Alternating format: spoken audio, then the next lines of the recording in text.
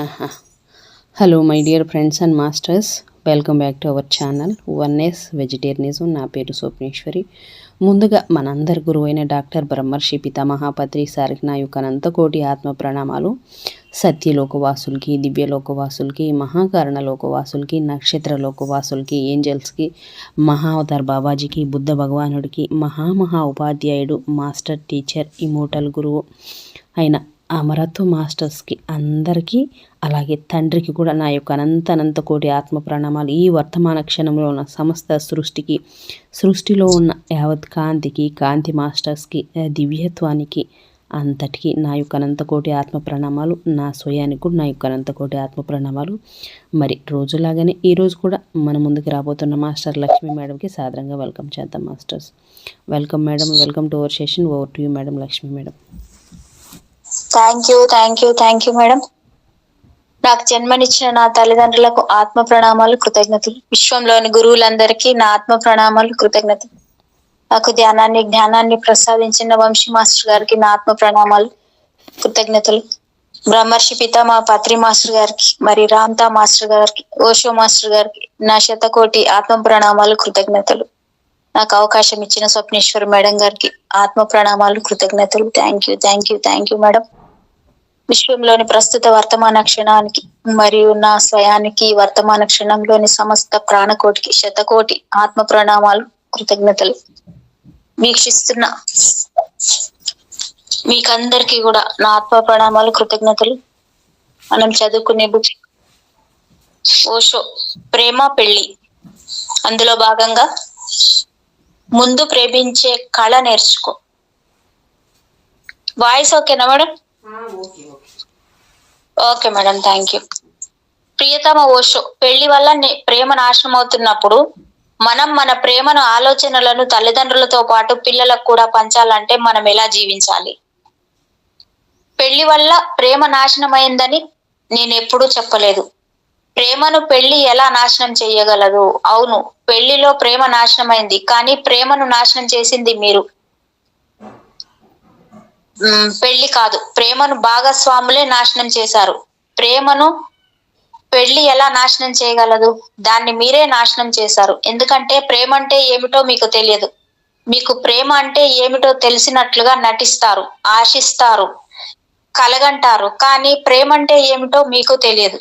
ప్రేమించడం నేర్చుకోవాలి, అదొక గొప్ప కళ. ప్రేమ కోసం ఎదురు చూడకుండా ప్రేమను పంచడం అనేది ప్రేమించే కళలో మొదటి పాఠము. ఇలా చెప్తున్నారు. ఎవరైనా నాట్యం చేస్తూ రండి మాతో కలిసి నాట్యం చెయ్యండి అని మిమ్మల్ని అడిగితే నాకు నాట్యం చేయడం రాదు అని మీరు అంటారు. అంతేగాని ఒక్కసారిగా గెంతి నాట్యం చెయ్యరు. అలాగే అందరూ మీరు ఒక నాట్య కళాకారులని అనుకోరు. అలా చేస్తే మిమ్మల్ని మీరు ఒక బఫూన్ లా నిరూపించుకున్నట్లే, కానీ మీరు ఒక నాట్య కళాకారునిగా నిరూపించుకోలేరు. నాట్యాన్ని నేర్చుకోవాలి. ఆ భంగిమలలోని అందం, ఆ కదలికలు మీరు నేర్చుకోవాలి. దానికోసం మీరు శరీరానికి శిక్షణ ఇవ్వాలి. కెన్వాస్, కుంచెలు, రంగులు ఉన్నాయి కదా అని మీరు చిత్రాన్ని వేయటం ప్రారంభించలేరు. అన్నీ ఉన్నాయి కదా, వేయగలను అని మీరు అనొచ్చు. ఒకవేళ అలా మీరు చిత్రాన్ని వేసినంత మాత్రాన మీరు చిత్రకారులు కాలేరు. మీరు ఒక స్త్రీని కలుస్తారు, కెన్వాస్ లా ఆమె సిద్ధంగా ఉంది, వెంటనే మీరు ప్రేమికులైపోయి ఆమెపై చిత్రాన్ని వేయడం ప్రారంభిస్తారు. అలాగే ఆమె కూడా మీపై చిత్రాన్ని వేయడం ప్రారంభిస్తుంది. అలా మీరిద్దరు ఒకరిపై ఒకరు చిత్రాలు వేసుకొని శుద్ధ మూర్ఖులని, రంగు పూసుకున్న శుద్ధ మూర్ఖులని నిరూపించుకుంటారు. ఏమి జరిగిందో తర్వాత తెలుస్తుంది. కానీ ప్రేమ అనేది ఒక కళ అని మీరెప్పుడు అనుకోలేదు. ఆ కళలో మీరు జన్మించలేదు. ఆ కళకు మీ పుట్టుకతో పని లేదు. దాన్ని మీరు నేర్చుకోవాలి. అది సూక్ష్మమైన కళ. మీరు కేవలం సామర్థ్యంతో మాత్రమే జన్మించారు. మీరు శరీరంతోనే జన్మించారనుకోండి, మీకు శరీరం ఉంది కాబట్టి దాన్ని కదిలిస్తూ మీరు ఒక నాట్యకారులు కాగలరు. కానీ నాట్యాన్ని నేర్చుకోవాలి. దాన్ని నేర్చుకోవడం అంత కష్టమేమీ కాదు. ప్రేమ నేర్చుకోవడం చాలా కష్టం. ప్రేమ మరొకరితో కలిసి చేసే నృత్యం, ఎదుటి వ్యక్తికి కూడా నృత్యం ఎలా చేయాలో తెలిసే ఉండాలి. మరొకరితో సరితూగడం అనేది ఒక గొప్ప కళ. ఇద్దరు వ్యక్తులంటే రెండు భిన్న ప్రపంచాలు. వారు దగ్గరైనప్పుడు వారి మధ్య సామరస్యాన్ని సృష్టించడం మీకు చేత కాకపోతే ఘర్షణ అనివార్యమవుతుంది. ప్రేమంటే సామరస్యం. ప్రేమ నుంచే సంతోషం, ఆరోగ్యం, సామరస్యం ఉద్భవిస్తాయి. ప్రేమించడం నేర్చుకోండి. ప్రేమ కోసం తొందరపడకండి. ముందు గొప్ప ప్రేమికులుగా తయారవ్వండి. ఇంకా ఇప్పుడు కావాల్సిందేమిటి? ప్రతిఫలాన్ని ఆశించకుండా ప్రేమను పంచేందుకు ఎప్పుడూ సిద్ధంగా ఉండే గొప్ప ప్రేమికుడు కావాలి. ప్రతిఫలం సహజంగానే వస్తుంది. కొండలెక్కి పాట పాడితే ఆ పాటను లోయలు ప్రతిధ్వనించినట్లుగా ప్రేమ ప్రతిధ్వనిస్తుంది. పర్వతాలు ప్రతిధ్వనించడం మీరు ఎప్పుడైనా చూసారా? మీరు చప్పట్లు కొడితే లోయలు చప్పట్లు కొడతాయి. మీరు పాట పాడితే లోయలు పాటలు పాడతాయి. ప్రతి హృదయం ఒక లోయ. ఆ లోయలో మీరు ప్రేమ నింపితే ఆ హృదయం ప్రేమతో ప్రతిస్పందిస్తుంది. ప్రేమ కోసం ఎదురు చూడకుండా ప్రేమను పంచడం అనేది ప్రేమించే కళలో మొదటి భాగం. ముందు ప్రేమను ఇచ్చేవారుగా అవ్వండి. కానీ ప్రజలు దీనికి వ్యతిరేకంగా చేస్తున్నారు. ఒకవేళ ముందే వారు ఇచ్చిన ఏదో ఒక రకంగా ప్రేమ తిరిగి వస్తుందనే భావనతో ఇస్తున్నారు. అంటే అదొక బేరం అన్నమాట. వారు స్వేచ్ఛగా వారి హృదయాన్ని పంచడం లేదు. అవసరమైతే షరతు పెట్టి మరీ పంచుతారు. అది తిరిగి వస్తుందా రాదా అని క్రిగంట గమనిస్తుంటారు. ప్రేమ సహజంగా ఎలా పనిచేస్తుందో వారికి తెలియదు. మీరు మామూలుగా ప్రేమను నింపండి, అది తిరిగి రానే వస్తుంది. ప్రేమ తిరిగి రాకపోయినా బాధపడాల్సిన పని లేదు. ఎందుకంటే ప్రేమించడం అంటే సంతోషంగా ఉండడం అని ప్రేమికుడికి తెలుసు. ప్రేమ తిరిగి వస్తే మంచిదే. అప్పుడు సంతోషం మరిన్ని రెట్లు పెరుగుతుంది. ఒకవేళ అది ఎప్పటికీ తిరిగి రాకపోయినా ప్రేమించే క్షణంలో మీరు చాలా సంతోషంగా, చాలా పరవశంతో ఉంటారు. ప్రేమ తిరిగి వస్తుందా రాదా అనేది ఎవరికి కావాలి? ప్రేమకు దానిదైన సహజమైన సంతోషం ఉంటుంది. మీరు ప్రేమిస్తే అది లభిస్తుంది. ఫలితం కోసం ఎదురు చూడాల్సిన అవసరం లేదు. ప్రేమించడం ప్రారంభించండి అంతే. అలా అలా ప్రేమ మరింతగా మీ దరికి చేరడం మీకు తెలుస్తుంది. ప్రేమించే వారికి ప్రేమంటే ఏమిటో ప్రేమ ద్వారానే తెలుస్తుంది. ఈదడం ద్వారా ఈత నేర్చుకోవడం ఎలాగో అలాగే ప్రేమించడం ద్వారానే ఎవరైనా ప్రేమ గురించి తెలుసుకుంటారు. మేడం, మీకు నచ్చిన సబ్జెక్ట్ చూడండి. మనుషులు మరీ పిసినారులు. గొప్పగా ప్రేమించే వ్యక్తి ఎదురైనప్పుడు ప్రేమిద్దాం అనుకొని అంతవరకు తమ హృదయాన్ని మూసేసి ఒంటరిగా నిరీక్షిస్తుంటారు. ఎక్కడి నుంచో ఎవరో క్లియోపాత్ర వస్తుందని, అప్పుడే హృదయాన్ని తెరవాలని వారు అనుకుంటారు. కానీ ఆ సమయానికి హృదయాన్ని ఎలా తెరవాలో వారు పూర్తిగా మర్చిపోయి ఉంటారు. ఏ ప్రేమ అవకాశాన్ని చేజార్చుకోకండి. అలా వీధిలో వెళ్తూ ఆ దారిన పోయే బిచ్చగాడిని కూడా ప్రేమించగలరు. బిచ్చగాడిని కూడా మీరు ప్రేమించగలరు. కనీసం ఒక నవ్వు చాలు. అంతకన్నా మీరు అతనికి ఏమి ఇవ్వాల్సిన పని లేదే. అదేమంత ఖరీదు కూడా కాదు. మీ నవ్వే మీ హృదయాన్ని వికసింపజేసి సజీవంతో ఉట్టిపడేలా చేస్తుంది. ఎవరి చెయ్యి అయినా పట్టుకోండి. అది స్నేహితుని చెయ్యి కావచ్చు, అపరిచితుని చెయ్యి కావచ్చు. సరిజోడి దొరికితేనే ప్రేమిద్దామనుకుంటూ నిరీక్షించకండి.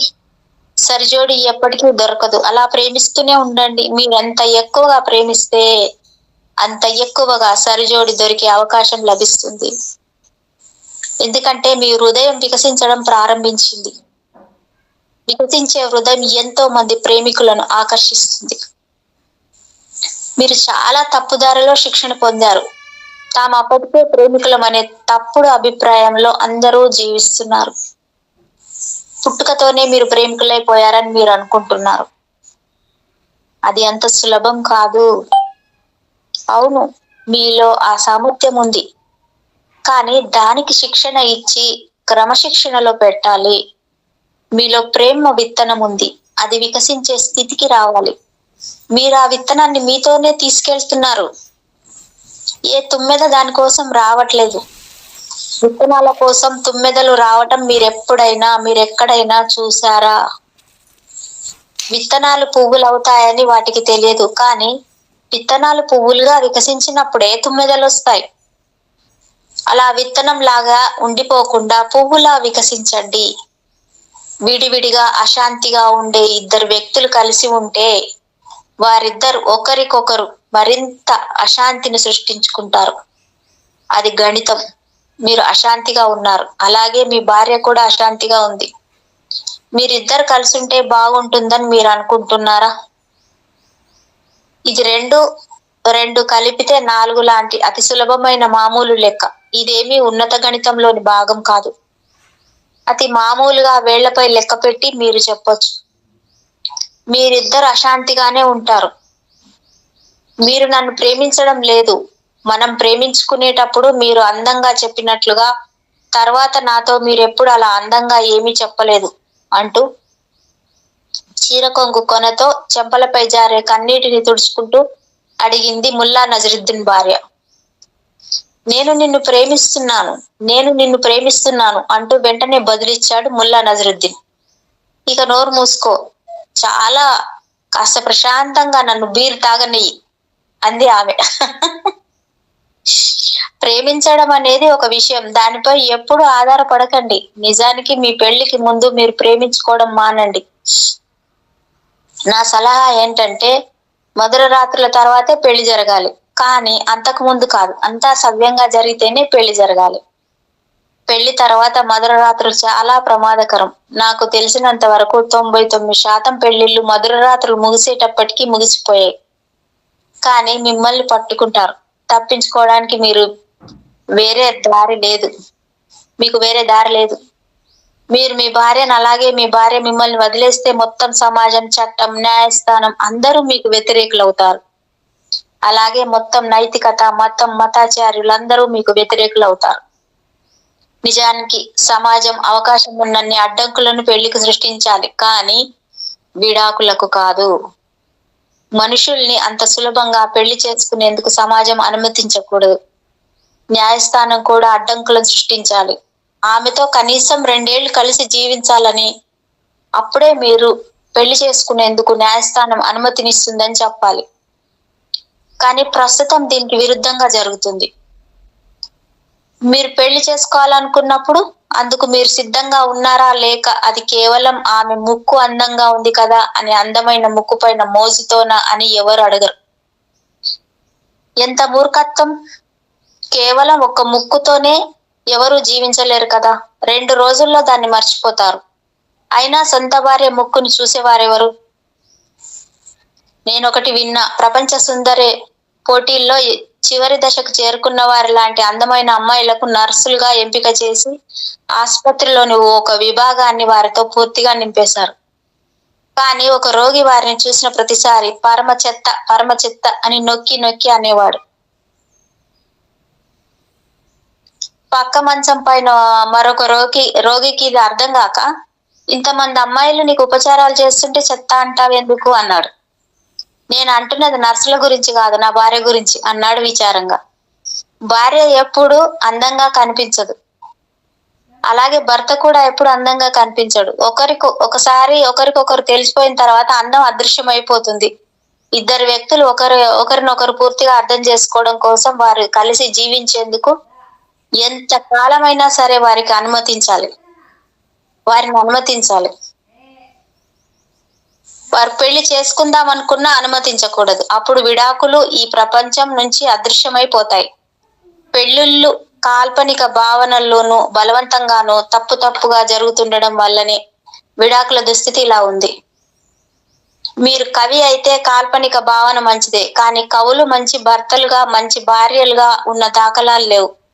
అందుకే వాస్తవానికి కవులందరూ బ్రహ్మచారులే. చూసేందుకు వారు చుట్టూ ఉన్న వాళ్ళని మూర్ఖుల్ని చేస్తారు. వారు మాత్రం ఎవరికీ చిక్కరు. అందుకే వారి కాల్పనిక భావన ఎప్పుడూ సజీవంగా ఉంటుంది. వారు అందమైన పాటలు, పద్యాలు రాస్తూ ఉంటారు. అందుకే ఎవరైనా సరే కాల్పనిక భావనలో ఎప్పుడు పెళ్లి చేసుకోకూడదు. ఒకరినొకరు పూర్తిగా అర్థం చేసుకొని ఇరువురు పూర్తిగా పరిణతి చెందిన తర్వాతే పెళ్లి చేసుకోవాలి. ఎందుకంటే రోజువారీ జీవితం కావ్యాత్మక భావన కన్నా గద్య శైలిలో ఉంటుంది. అలాంటి మానసిక స్థితిని రానివ్వకండి. అంటే పరిణతి చెందాలి. పరిణతి అంటే కాల్పనిక మూర్ఖుల్లా ఉండకపోవడమే. ఎవరైనా సరే జీవితాన్ని, బాధ్యతలను, ఇద్దరు కలిసుంటే వచ్చే సమస్యలను అర్థం చేసుకొని వాటిని అంగీకరిస్తూనే ఆ వ్యక్తితో కలిసి జీవించేందుకు సిద్ధపడాలి. అలాగే అంతా స్వర్గం అని, పూలబాట అని అనుకోకూడదు. అలాగే జీవితం నిరర్ధకమని కూడా అనుకోకుండా వాస్తవం ఎప్పుడు అల్లకల్లోలంగా ఉంటుందని గుర్తించాలి. అక్కడక్కడ గులాబీలున్న వాటి చుట్టూ ముళ్ళుంటాయి. అన్ని సమస్యలు పట్ల మీరు అప్రమత్తంగా ఉండి ఒంటరిగా ఉండడం కన్నా ఒక వ్యక్తితో కలిసి ఉండడంలోని ప్రమాదం కాస్త మెరుగైందని మీరు నిర్ణయించుకోగలిగితే అప్పుడు పెళ్లి చేసుకోండి. ఇలాంటి పెళ్లిళ్ళు ప్రేమను చంపలేవు. ఎందుకంటే ఇక్కడున్న ప్రేమ వాస్తవమైంది కాబట్టి. పెళ్లి కాల్పనిక ప్రేమను మాత్రమే చంపగలదు. కాల్పనిక ప్రేమను పస్పీ ప్రేమ అని కూడా అంటారు. ఎవరూ దానిపై ఆధారపడకూడదు. ఆ ప్రేమ చాలా బలమైందని కూడా ఎవ్వరూ భావించకూడదు. అది ఐస్ క్రీమ్ లా ఉండొచ్చు, అప్పుడప్పుడు మీరు దాన్ని తినగలరేమో, కానీ దానిపై మాత్రం ఆధారపడకండి. జీవితం చాలా వాస్తవికంగా, మరింత తేలికగా అర్థమయ్యేలా ఉండాలి. పెళ్లి ఎప్పుడు దానంతట అది పాడు చేయదు. అది కేవలం మీలో దాగి ఉన్నదాన్ని బయటకు తెస్తుంది. మీ వెనకాలో, మీలోనో ప్రేమ దాగి ఉంటే పెళ్లి దాన్ని బయటకు తెస్తుంది. ఒకవేళ ప్రేమ కేవలం నటన, ఎరవేయడమైతే అది అదృశ్యం అవ్వాల్సిందే. అప్పుడు మీలోని వాస్తవము, మీ చండాలపు వ్యక్తిత్వం బయటపడుతుంది. పెళ్లి అనేది కేవలం ఒక అవకాశం మాత్రమే, కాబట్టి మీలో బయటకు రావాల్సిందంతా బయటకు వస్తుంది. ప్రేమ పెళ్లిని నాశనం చేస్తుందని నేను చెప్పట్లేదు. ప్రేమించడం ఎలాగో తెలియని వారి ద్వారానే ప్రేమ నాశనమైంది. ప్రేమ ప్రథమ స్థానంలో లేకపోవడం వల్లే అది నాశనమైందని మీరు కలలో జీవిస్తున్నారు. వాస్తవం ఆ కలను నాశనం చేస్తుంది. లేకపోతే ప్రేమ శాశ్వతమే, శాశ్వతత్వంలో భాగమే. ప్రేమించే కళ మీకు తెలిస్తే, అందులో మీరు రాణిస్తే, ప్రేమ జీవితంలోని వాస్తవాలను మీకు అంగీకరించగలిగితే అప్పుడు ప్రేమ ప్రతిరోజు చిగురిస్తూనే ఉంటుంది. అలా ప్రేమలో రాణించేందుకు పెళ్లి ఒక అద్భుతమైన అవకాశం అవుతుంది. ప్రేమను ఏది నాశనం చెయ్యలేదు. ప్రేమ ఉంటే అది ఎదుగుతూనే ఉంటుంది. కానీ నా భావన ఏమిటంటే అది ప్రథమ స్థానంలో లేదు.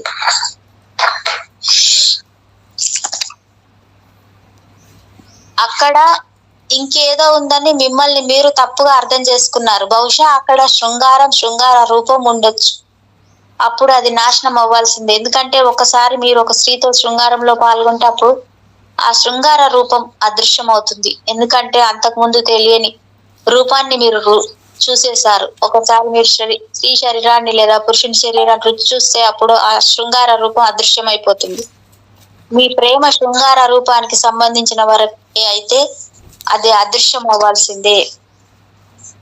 కాబట్టి మీరు దేనికోసమో ప్రేమను తప్పుగా అర్థం చేసుకోకండి. ఒకవేళ ప్రేమ నిజమైన ప్రేమ అయితే, నా ఉద్దేశంలో నిజమైన ప్రేమ అంటే ఏ వ్యక్తి సమక్షంలో మీరు అకస్మాత్తుగా సంతోషానికి గురవుతారో, ఏ వ్యక్తితో కలిసి ఉంటే మీరు పరవశించిపోతారో, ఏ వ్యక్తి సమక్షంలో మీ హృదయం పులకించిపోతుందో, ఏ వ్యక్తి సమక్షంలో మీరు సామరస్యానికి లోనవుతారో, ఏ వ్యక్తి సమక్షం మీరు కలిసి ఉండేందుకు సహాయపడుతుందో, ఏ వ్యక్తి సమక్షంలో మీరు పరిపూర్ణంగా వ్యక్తిత్వంతో ఉంటూ వారితో మరింత కేంద్రీకృతమై వారి కోసం ఏదైనా చేసేందుకు మరింత సిద్ధంగా ఉంటారో అదే ప్రేమ అంటే.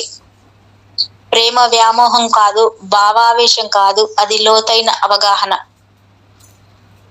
ఎవరో ఒకరు ఎలాగోలా మిమ్మల్ని పూరిస్తారు, అలాగే మిమ్మల్ని పరిపూర్ణ వలయంలా చేస్తారు. వారి సమక్షం మీ సమక్షాన్ని పెంపొందిస్తుంది. మీరులా ఉండేందుకు ప్రేమ స్వేచ్ఛనిస్తుంది. అంతేగాని ప్రేమ అంటే లోబర్చుకోవడం కాదు. కాబట్టి గమనించండి, శృంగారమే ప్రేమ అని ఎప్పుడు అనుకోకండి. అలా అయితే మీరు మోసపోతారు. అప్రమత్తంగా ఉండండి. ఎవరి సమక్షం నిర్మలమైన సమక్షం, అది తప్ప వేరే ఏది మీకు అవసరం ఉండదో, ఆ సమక్షాన్ని తప్ప మీరు అడగరో, మీరు ఆనందించేందుకు కేవలం ఏ వ్యక్తి సమక్షం మాత్రమే సరిపోతుందో, ఎవరి చెంత ఉంటే మీలో వేల పూలు వికసించిన అనుభూతిని చెందటం మీరు ప్రారంభిస్తారో అప్పుడు మీరు ప్రేమలో ఉన్నట్లు. అప్పుడు మీరు వాస్తవం సృష్టించిన అన్ని సమస్యలను అనుభవించి అధిగమించగలుగుతారు. ఎన్నో కోపాలు, ఎన్నో తాపాలు, వీటన్నింటినీ అధిగమించగలుగుతారు. దాంతో మీ ప్రేమ ఇంకా ఇంకా వికాసం చెందుతుంది. ఎందుకంటే ఆ పరిస్థితులన్నీ మీకు సవాళ్లుగా మారతాయి.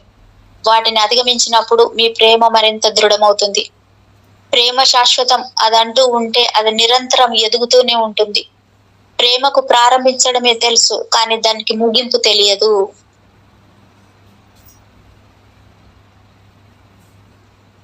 స్వతంత్ర వ్యక్తిత్వంతో ఉండండి.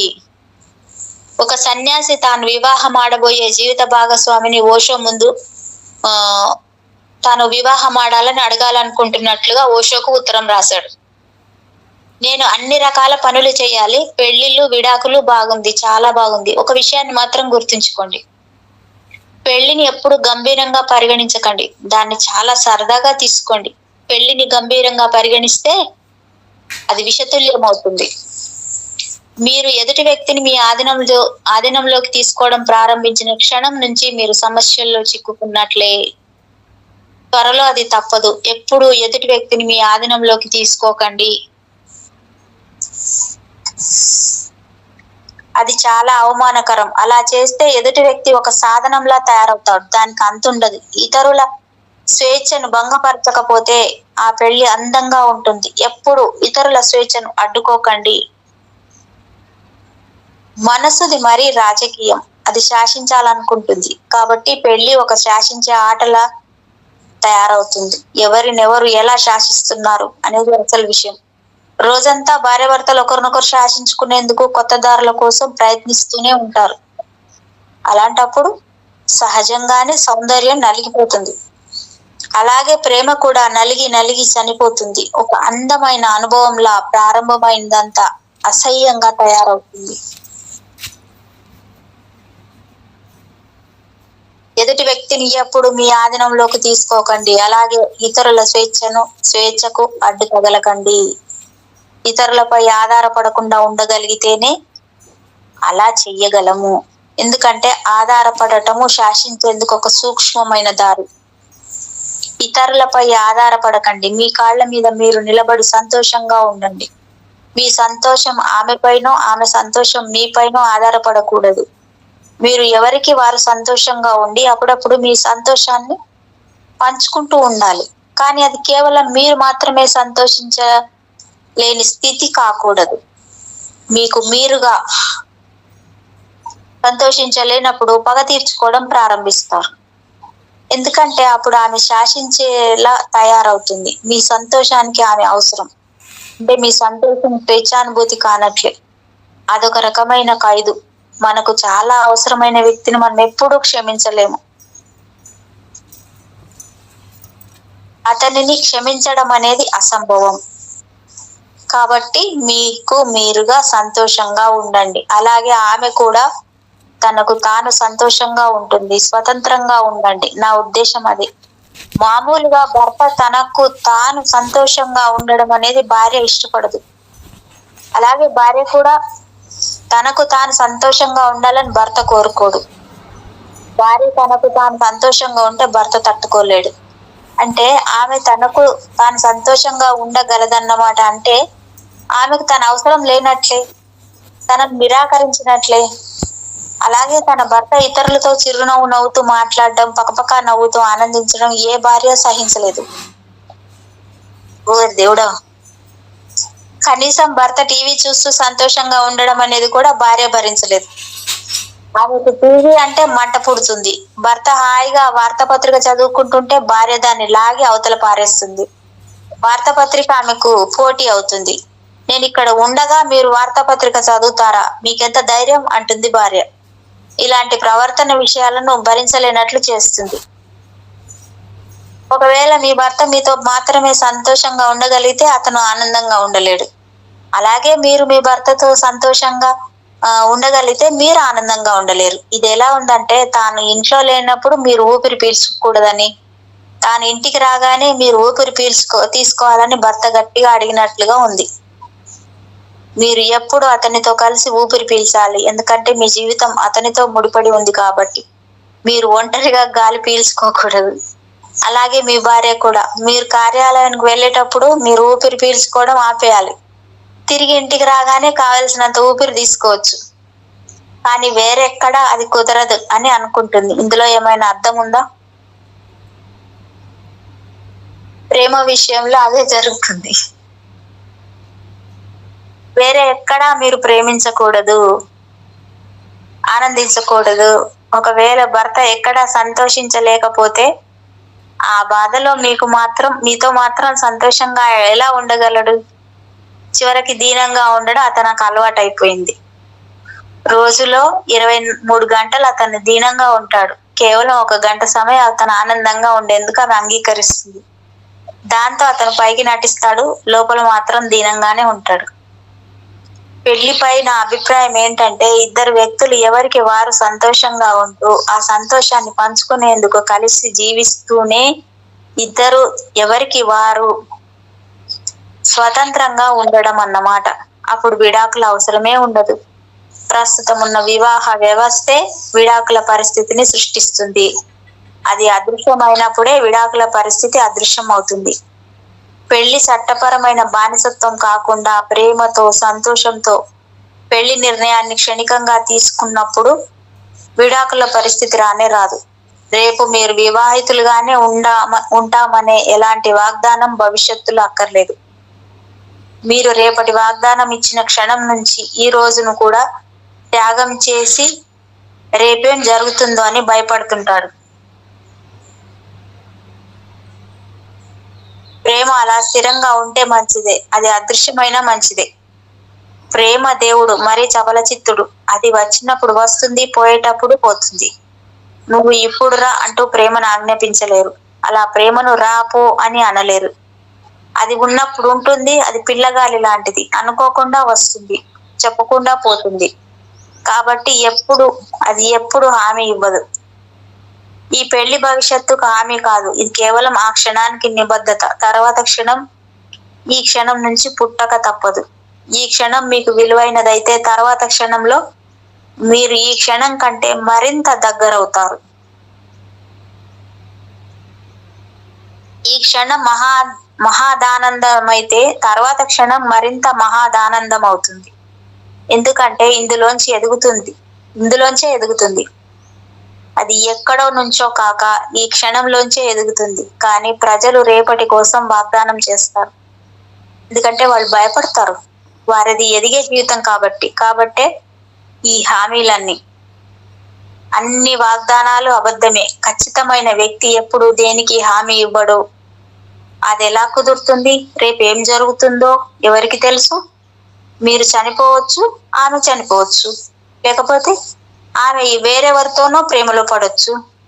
ఆమె కూడా ప్రాణమున్న వ్యక్తే కదా. కాబట్టి అందరూ నిస్సహాయులే.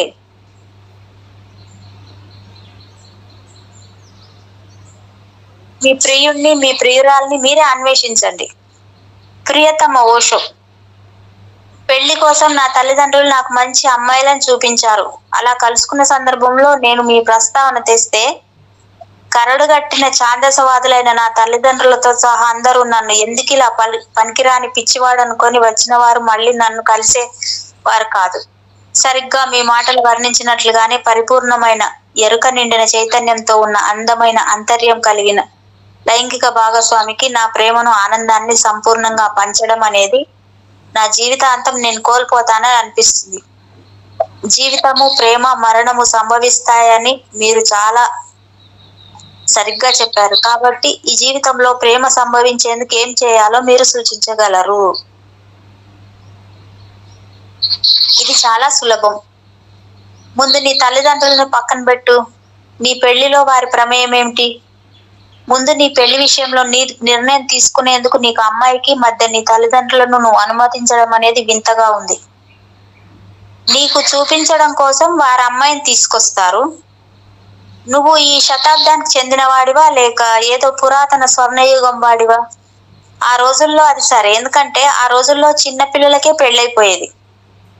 6 ఏళ్ల పిల్లాడు అమ్మాయిని వెతికేందుకు తాను పోలేడు. వాడిని బలవంతంగా తీసుకురావాలి, ఎందుకంటే వాడు వేరే ఎక్కడికో వెళ్ళాలనుకుంటున్నాడు. ఇంకా వాడు చేయాల్సినవి చాలా ఉన్నాయి. 6 ఏళ్ల పిల్లాడికి పెళ్లి ఏమైనా అర్థం ఉందా అందులో? ఈ పెళ్ళయ్యే నాటికి తనకి 7 ఏళ్ళని మా అమ్మ నాకు చెప్పింది. తన పెళ్ళయ్యే నాటికి తనకి 7 ఏళ్ళని మా అమ్మ నాకు చెప్పింది. ఇంట్లో వాళ్ళు, గ్రామంలోని వాళ్ళందరూ బయట జరుగుతున్న పెళ్లికి విందుకు ఆహ్వానించబోతున్నారు. మా అమ్మ తాను కూడా వస్తానని మారం చేస్తే ఆమెను ఇంట్లో మేడం వింటున్నారా?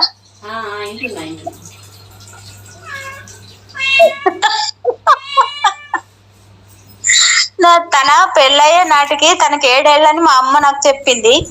ఇంట్లో వాళ్ళు, గ్రామంలోని వారందరూ బయట జరుగుతున్న పెళ్లి విందుకి ఆహ్వానించబడుతున్నారు.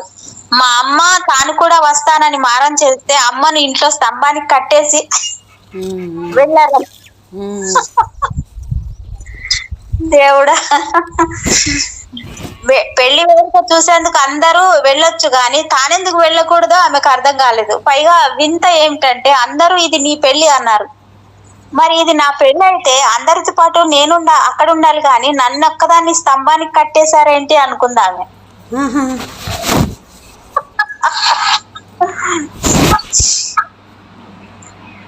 నువ్వు సమకాలీనుడివి, నీ తల్లిదండ్రులతో మీరేం చేస్తున్నారు? మీరెప్పుడు ప్రేమించుకోలేదు, మీరు ప్రేమ అంటే ఏమిటో తెలియదు. నన్ను ప్రేమించే అమ్మాయిని మీరెలా ఎంపిక చేస్తారు? మీకున్న ప్రమాణం ఏంటి? మీ అమ్మా నాన్న మీకు పెళ్లి చేశారు, వాళ్ళ అమ్మా నాన్న వాళ్ళకి పెళ్లి చేశారు అని చెప్పు. తూర్పు దేశాలలో ప్రేమ లేనే లేదు.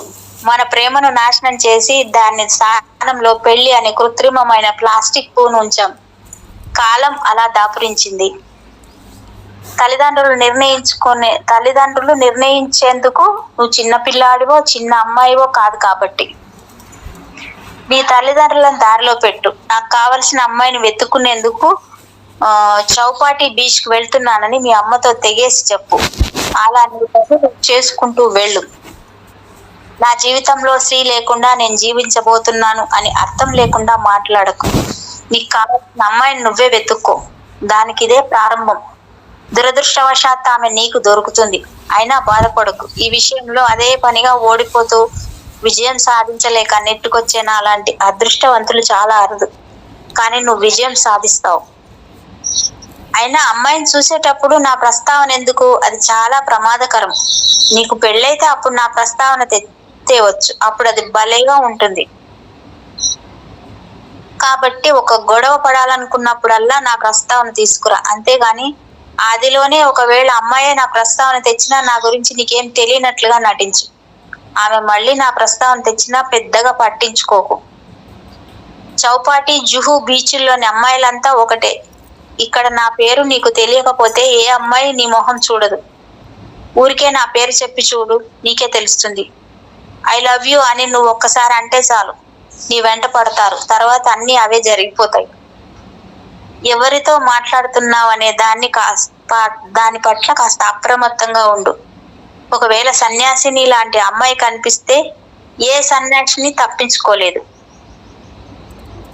భారతదేశంలో అడుగు పెట్టేందుకు ఏ సన్యాసినులకు అనుమతి ఇవ్వకూడదని భారత ప్రభుత్వం అన్ని రాయబార కార్యాలయాలకు తెలియజేసింది. అయినా మొత్తానికి సన్యాసినులందరూ మెడలో మాల, కాషాయ దుస్తులు లేకుండా వెళ్ళినా మొత్తానికి వారికి దొరికిపోతున్నారు.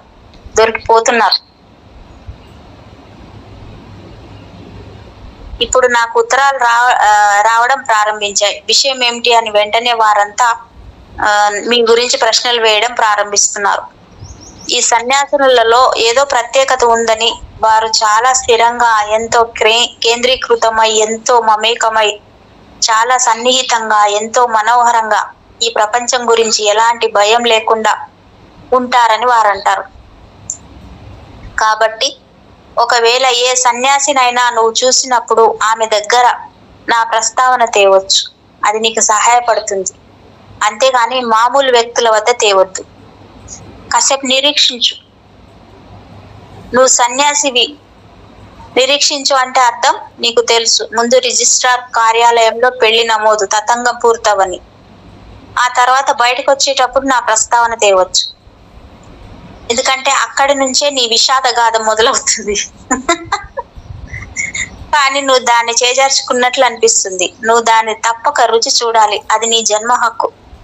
నిజానికి అది నీకు చాలా అవసరం. పెళ్లి విషాదం గుండా నువ్వు పయనించకుండా నువ్వు ఎప్పటికీ సన్యాస స్వేచ్ఛను అర్థం చేసుకోలేవు. కాబట్టి పెళ్లి చేసుకోవద్దని నేను ఎప్పుడు చెప్పను.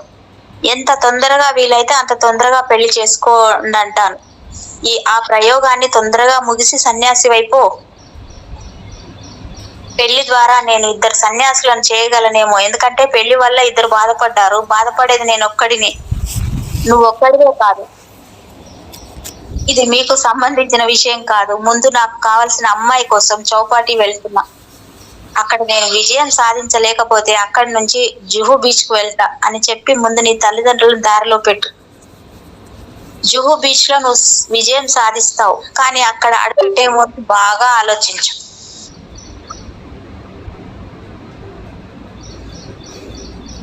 ఆడుతూ పాడుతూ ఉండండి. ప్రియతమ ఓషో, నా భర్త ప్రవాసిని తప్ప దాదాపు అన్నింటినీ నేను ఎందుకు చాలా తేలిగ్గా తీసుకోగలుగుతున్నాను? అతనితో నేను ఎందుకు అంత ఘర్షణ పడుతున్నాను? అతనిని మార్చాలని నేను ఎప్పుడు ఎందుకు ప్రయత్నిస్తుంటాను? దేవ్ నిర్దోష్. ఇది చాలా పాతకాలం కథ.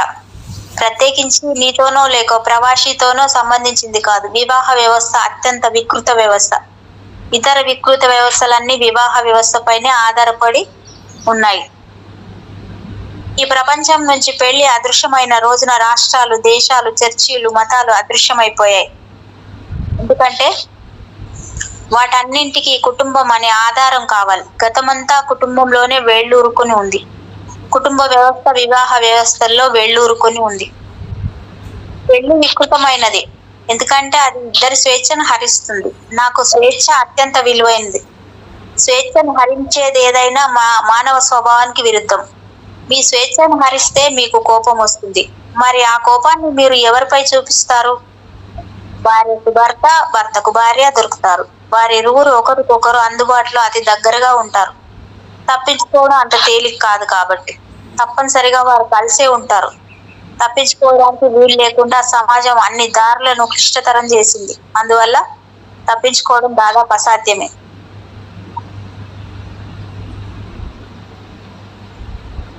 పెళ్లి చేసుకునేందుకు మార్గం ఉంది, కానీ దాని నుంచి బయటపడేందుకు మార్గం లేదు. అలా బయటపడేందుకు కొన్ని దేశాలలో అవకాశం ఉన్నా దాన్ని ఎవరు గౌరవించట్లేదు. దాన్ని నీరసించారు. అతి సూక్ష్మమైన నీరసం. పెళ్లి కీర్తించబడింది. పెళ్లిళ్ళు స్వర్గంలో జరుగుతాయని, పెళ్లి చాలా పవిత్ర కార్యమని మతాచార్యులందరూ చెప్తూనే ఉంటారు. పెళ్లి పవిత్రత పైనే మొత్తం అంతా ఆధారపడి ఉంది. కానీ పెళ్లి పవిత్రమైనది ఏమీ కాదు. నిజంగా అది చాలా వికృతమైన వ్యవహారం. అది మొత్తం మానవాళినే నాశనం చేసింది. మీరు మతాచార్యులపై పగ తీర్చుకోలేరు. ఎందుకంటే పెళ్లి వ్యవహారంలో అతని పాత్ర ప్రత్యక్షంగా ఏమీ ఉండదు, కానీ అతను పరోక్షంగా పాత్ర వహిస్తాడు. రాజకీయ నేతపై మీరు పగ తీర్చుకోలేరు. అతను మరీ లౌక్యుడు. మొత్తానికి ఎదురుగా ఉన్న వ్యక్తి భౌతికంగా తాకేందుకు మీకు అందుబాటులో ఉంటాడు. భార్య, భర్త దాంతో మీ కోపాన్ని ఎదుటి వారిపై ప్రదర్శించడం ప్రారంభిస్తారు. స్నేహపూర్వకంగా ఉన్న జంట దొరకడం చాలా అరుదు. భార్యాభర్తలు నిరంతరం కలహించుకుంటూ పోట్లాడుకుంటూ ఉంటారు. వారు ఇతరులతో ఉన్నప్పుడు చాలా స్నేహాన్ని ప్రదర్శిస్తారు. అతిథులను నవ్వుతూ ఆహ్వానిస్తారు. పిల్లల ముందు ఘర్షణ పడకుండా జాగ్రత్త పడతారు. వారు వీధుల్లో ఘర్షణ పడరు, కానీ వాళ్ళు 24 గంటలు పోట్లాడుకుంటూనే ఉంటారు. ఆ యుద్ధం రకరకాల మలుపులు తిరుగుతుంది. వారి శక్తి చెల్లాచెదరైపోతుంది. తర్వాత వారు కలిసిపోతారు. మొత్తానికి ఎలాగోలా ఇద్దరు సర్దుకుపోతారు. ఈ సర్దుబాటుకు సంభోగం దోహదపడుతుంది. ముందు జరగడం, తర్వాత ఇద్దరు కలిసి ఉండడం తప్పదు. కాబట్టి మీ సున్నితమైన ప్రేమను తెలిపేందుకు సంభోగాన్ని ఉపయోగిస్తారు. ఆ కాసేపు ప్రశాంతత నెలకొంటుంది. అది ఎంతోసేపు ఉండదు. నిజానికి అది ప్రశాంతత కాదు, ప్రచన్న యుద్ధం. మళ్ళీ భీకర పోరు. తెల్లారగానే మళ్ళీ అదే కథ పునరావృతం అవుతుంది. కాబట్టి నిర్దోష్ పెళ్లి పేరుతో చెప్పబడుతున్నదంతా అతి మూర్ఖమైందని తెలుసుకోనంత వరకు ఇది ఇలాగే కొనసాగుతూ ఉంటుంది. మీ రబ్బీ నీకు చెప్పిన దాన్ని మర్చిపో. శృంగారం గురించి అతనికి ఏం తెలుసు? అది నిజంగా జరిగిన తీరు ఇలా ఉంది. ఈవు తన హృదయ రాగాన్ని తెలిపే పుష్పగుచ్చాన్ని అందిస్తూ, ఆదం, నువ్వు నిజంగా నన్ను ప్రేమిస్తున్నావా అంది. అవును, ఖచ్చితంగా. నిన్నే వేరెవరున్నారు అన్నాడు ఆడమ్. ఇక్కడి నుంచే నీ కథ మొదలైంది. నిర్దోష్. రోజంతా ఘనకార్యాలు చేసి ఇంటికొస్తాడు ఆడమ్. ఈవ్ రాత్రి అతని పకటెముకలు లెక్క పెట్టేదని నేను విన్నాను. అది చాలా పురాతనమైన కథ. అది ఆదిలో ఏదో తప్పు జరిగిపోయింది. ఇప్పుడు తెలుసో తెలియదో ఈవ్ తొలిశ్రీ కాదు. ముందుగా ఆడమ్ లిలిత్లను దేవుడు సృష్టించాడు. తొలి రేయి మధురమైన క్షణం, రేయి తొలి భద్ర రాత్రి ఘర్షణ ప్రారంభమైంది. ఎందుకంటే అక్కడ ఉన్నది ఒకటే మంచం. ఆ రోజుల్లో ఇద్దరికి సరిపోయే మంచాలు లేవు. ఇదే కథకు ప్రారంభం. అక్కడ ఒకటే మంచం ఉంది. ఇప్పుడు ఎవరు మంచం మీద పడుకోవాలి, ఎవరు నేల మీద పడుకోవాలి అనే సమస్య తలెత్తింది. ఆడమ్ అందరిలాగే పురుష దురహంకారి. కండలు తిరిగిన శరీరంతో అధిక శక్తివంతుడు కాబట్టి అతని మంచాన్ని ఆక్రమించాడు. అందుకు లిలిత్ ఒప్పుకోలేదు. వాళ్ళిద్దరం సమానమే, సమానంగానే పుట్టాం అంది లిలిత్. మహిళా స్వాతంత్రోద్యమానికి నిజంగా నాంది పలికిన తొలిశ్రీ ఆమె. వారిరువురు చాలా ఘర్షణ పడ్డారు. ఒకరిపై ఒకరు బట్టలు విసురుకున్నారో లేదో నాకు తెలియదు. ఇద్దరు అర్ధరాత్రి దేవుడి ఇంటికెళ్లి తలుపు తట్టారు. దేవుడా, ఇది ఇలా తాగడానికి వీల్లేదు. నన్ను సమానంగా అయినా అంగీకరించాలి, లేదా వీడితో వేగలేక నేను చావనైనా చావాలి అంది లిలిత్ దేవుడితో. అలా పెళ్లి పెటాకులు అయిపోయింది. దేవుడు కూడా పురుషుడే కాబట్టి ఆడమ్ కోరికను నెరవేర్చాడు. లిలిత్ ను అదృశ్యం చేసి ఆడమ్ శరీరంలోని పక్క ఎముకలు ఒక దానికి తీసి దానితో ఈవ్ ను సృష్టించాడు. అలా చేయడం వల్ల ఈవ్ ప్రాధాన్యత లేని దానిగా పరిగణించబడుతుంది. కారణం ఆమె ఆడమ్ శరీరంలోని ఒక భాగమే కానీ అంతకన్నా ఎక్కువ కాదు. అందువల్ల ఆమె సమానత్వాన్ని ఒక హక్కుగా కోరలేదు. ఆమె కింద పడుకోవాల్సిందే. ఎంత దీర్ఘంగా ఉంది ఇది. ఈ సమస్య పరిష్కారానికి జంటకు సరిపోయే మంచం చాలు. దాన్ని మన ఆశీష్ కూడా చేస్తాడు. చాలా సులభమైన పరిష్కారం. కానీ దేవుడు మరీ పిసినారి.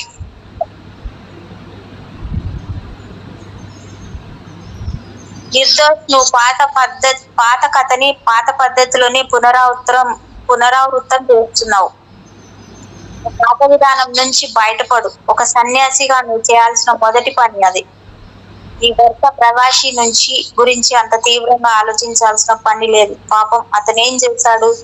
నువ్వు అన్నిటినీ తేలికగా తీసుకోగలిగినప్పుడు నీ భర్తను మాత్రం ఎందుకు అంత తీవ్రంగా పరిగణిస్తున్నావు? గంభీరంగా ఉండడం అనేది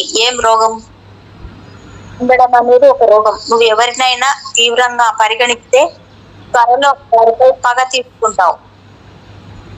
ఎందుకంటే నువ్వు చాలా గంభీరంగా చాలా కాలం ఉండలేవు. సంతోషంగా ఉండాలనుకునే వారు అన్నింటినీ సరదాగా తీసుకోవాలి.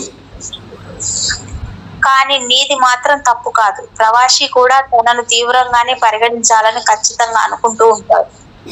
1000 సంవత్సరాలుగా ప్రతి భర్త అదే చేస్తుంది. అతను తీవ్రంగా తీసుకోవాలి. ఎందుకంటే అతను మామూలు మనిషి కాదు. అతను నీ భర్త. భారతదేశంలో భర్తలందరూ మీ భర్త మీకు దేవుడు అని స్త్రీలకు బోధించారు.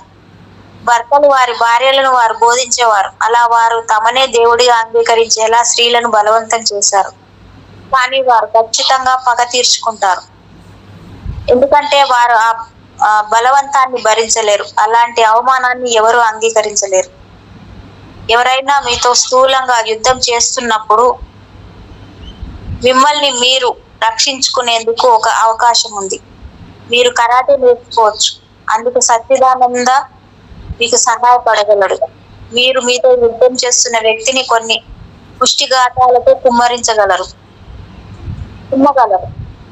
ఇకనైనా ప్రతి స్త్రీ కరాటే నేర్చుకోవాలి. ఈసారి మీ భర్త నన్ను గంభీరంగా పరిగణించి మిమ్మల్ని బలవంత పెట్టేందుకు ప్రయత్నిస్తే కరాటే కుమ్ములు 4 కుమ్మండి. అలాగే మీకు కరాటే అరుపులు కూడా అరవటం నేర్చుకోవాలి. అప్పుడే చుట్టుపక్కల వారందరికీ ఏం జరుగుతుందో అర్థమవుతుంది. జీవితం తేలికగా ఉండాలి. భార్యాభర్తలు దేన్ని అంత తీవ్రంగా తీసుకోకూడదు. గంభీరంగా ఉండడం అనేది మంచి విషయం కాదు. గంభీరత్వం ఇద్దరు వ్యక్తుల మధ్య అవరోధాన్ని సృష్టించి అన్యోన్యతను నాశనం చేస్తుంది. మీరు ఒకరినొకరు శాసించుకోవాలంటే గంభీరంగా ఉండాల్సిందే. సరదాగా మీరు శాసించుకోలేరు. మీరు సరదాగా ఉంటే అన్ని సరదాగా ఉంటాయి. అప్పుడు మీరు ఎవరిని శాసించలేరు. అహాన్ని మీ దరి చేరనివ్వరు. అహం గంభీరమైన వాతావరణంలో మాత్రమే పనిచేస్తుంది.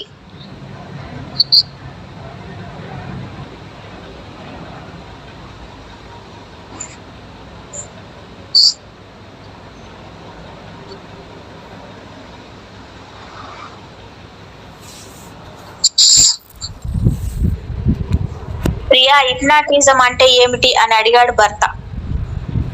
హిప్నాటిజం అంటే మనిషిని తన అధీనంలోకి తీసుకొని తన ఇష్టం వచ్చినట్లు చేయించుకోవడం అంది భార్య. అది హిప్నాటిజం కాదు, పెళ్లి అన్నాడు భర్త. భార్యాభర్తలు ఒకరినొకరు ఇలా నీడలా వెంటాడేలా చేసుకునేందుకు ప్రయత్నిస్తుంటారు. అది అమానుషమైన, అధార్మికమైన, పిచ్చితో కూడిన మానసిక రుగ్మత. మీరు జీవితాన్ని నిజంగా పండుగ చేసుకోవాలనుకుంటే విషయాలను సరదాగా తీసుకోండి. ఏది పెళ్లిలోనూ రోటరీ క్లబ్, లయన్స్ క్లబ్ సమావేశాలలో మర్యాద కోసం మసులుకున్న కాదు. నేను అంటున్నది మీరు మీ భర్తతో పరిపూర్ణమైన ఆనందంతో మునిగి తేలి ఎంత కష్టమైందో జ్ఞాపకం తెచ్చుకోండి. అలాగే పెద్ద పేరుతో వాదించుకోవడం, వేధించుకోవడం లాంటి అర్థం లేని పనులు మాని ఇద్దరు ఒద్దికగా నిశ్శబ్దంగా కూర్చొని సంగీతం విని ఎంతకాలం అయి ఉంటుంది? సమాజం భార్యాభర్తల మధ్య అవరోధాన్ని సృష్టించింది. మీరెంత మూర్ఖులంటే మీ అందమైన అనుబంధాలను నాశనం చేసుకోవడం కోసం సమాజానికి మీరు సహకరిస్తూనే ఉంటారు. ఎలా ఉంది అద్దె కొంప అన్నాడు భర్త. ఏం బాగాలేదు అంది భార్య. ఎందుకు అన్నాడు భర్త. బాత్రూమ్ లో కర్టెన్లు లేవు. నేను నగ్నంగా స్నానం చేస్తున్నప్పుడు పక్కింటి వారికి కనిపించేస్తుంది అంది భార్య. పర్వాలేదు, నిన్ను అలా చూడగానే వాళ్ళ కిటికీల కర్టెన్లు వచ్చేస్తాయిలే అన్నాడు భర్త. నిర్దోష్, నువ్వు ఉన్నావు, అతనిని మార్చాలని నేను ఎప్పుడు ఎందుకు ప్రయత్నిస్తుంటాను అని దాన్ని ఆపే. ఎందుకంటే ఒకవేళ అతనే నీ గొంతు పిసికేయాలనుకుంటే నిన్ను రక్షించడం చాలా కష్టం. ప్రతి భార్య తన భర్తను మార్చాలని ప్రయత్నిస్తూనే ఉంటుంది. అదొక ఖండన. నీతి తప్పు కనుక నిన్ను దారిలో పెట్టాలంటుంది భార్య. శాసించేందుకు అదొక సూక్ష్మమైన వ్యూహం. భర్తలు తమని తాము రక్షించుకోలేరు, ఎందుకంటే వారికి తప్పు అనిపించనివి కూడా వారు చేస్తూనే ఉంటారు. అందువల్ల వారు తమను రక్షించుకోలేరు. ఉదాహరణకి సిగరెట్లు కాల్చడం తప్పని వారు అంటూనే ఉంటారు. వారు సిగరెట్లు కాలుస్తుంటారు. సిగరెట్లు కాల్చొద్దని భార్య వేధిస్తూనే ఉంటుంది. నిజానికి ఆమె ఎంత వేధిస్తే అంతగా సిగరెట్లు కాల్చాలనిపిస్తుంది. ఎందుకంటే ఆమె వేధింపు అంత మంటెక్కిస్తుంది. దాని నుంచి తప్పించుకునేందుకు సిగరెట్టే దిక్కు. అది కాల్చకపోతే ఆ కోపానికి భార్య పీక పిసికేయాలనిపిస్తుంది. అందుకని సిగరెట్ పీక పిసికేస్తాడు. అలాగే శ్రీలింగం నమలడం ప్రారంభిస్తాడు. లేకపోతే భార్యను నమలేయాల్సి వస్తుంది. అలా ఆ కోపం పోయేందుకు తాను ఏదో ఒకటి చేయాలి. భార్య అలా ప్రవర్తించడంలో అర్థం ఉంది.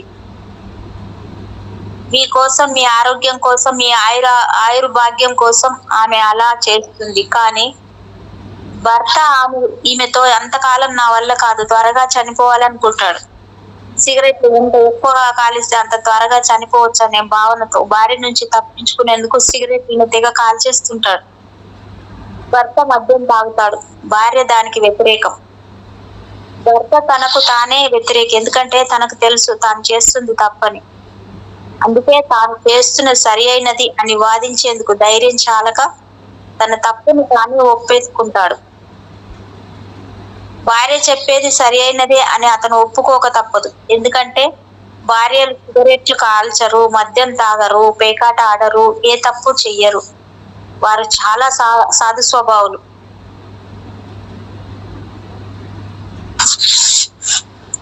సాధువుగా ఉండడంలో ఒక మంచి విషయం ఉంది. మీరు అందరినీ వేధించగలరు. నిజానికి మీరు ఎవరిని వేధించలేకపోతే మీరు అసలు సాధువు కానట్లే.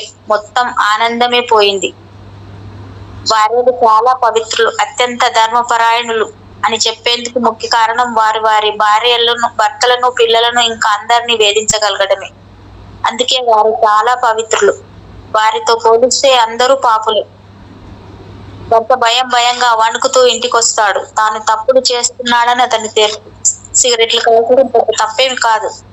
అది మానవ సహజం. ఏ జంతువు అయినా సిగరెట్లు కాల్చడం మీరు ఎప్పుడైనా చూసారా? అదే మీలోని ప్రత్యేకత. లేకపోతే మీ విశిష్టత ఏమిటి? పబ్బుకెళ్ళి చేతిలో బీర్ సీసాతో లేకపోతే మద్యం సేవించే జంతువుని మీరు ఎప్పుడైనా చూసారా? అందుకే మీరు మంచియ్యారు. ఇందులో తప్పేం లేదు.